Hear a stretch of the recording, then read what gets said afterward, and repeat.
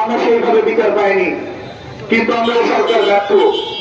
সরকারের পক্ষ থেকে বাধা নেই, সেখানে সাধারণ মানুষের নিরাপত্তা দিতে, অন্যথায় আমরা কিন্তু কঠোর আন্দোলনে যেতে বাধ্য হবে। আপনারা জানেন বিগত কয়েকদিন আগে গাজীপুরে যে নৃশংস ঘটনা ঘটেছে, প্রকাশ্যে আমাদের এক সহকর্মী তুহিন ভাইকে হত্যা করা হয়েছে। সে জীবন বাঁচাতে পালিয়ে গিয়েছে, একটা চায়ের দোকানে ঢুকে গিয়েছিল, কিন্তু সেখানেও তাকে কেউ রক্ষা করতে এগিয়ে আসেনি। তার অপরাধ কি ছিল?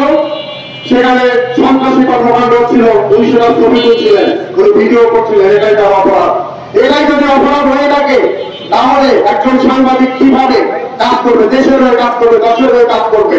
আমরা তো আমাদের জন্য কাজ করি না, আমরা সারাটা দিন রাত 24 ঘন্টা জনগণের উদ্দেশ্যে, জনগণের সফলতা বিফলতার সকল তথ্য আমরা তুলে ধরি, ভালো দিক তুলে ধরি, খারাপ দিক তুলে ধরি।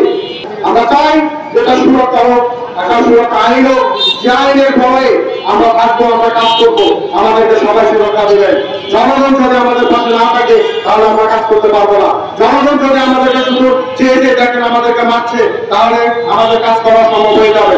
আর আমরা যদি অফ হয়ে যাই, আমরা যদি কাজ না করি, আপনারা পৃথিবীর কোনো খবর আপনারা কোনোদিনও পাবেন না, এটা আপনারা জেনে রাখবেন।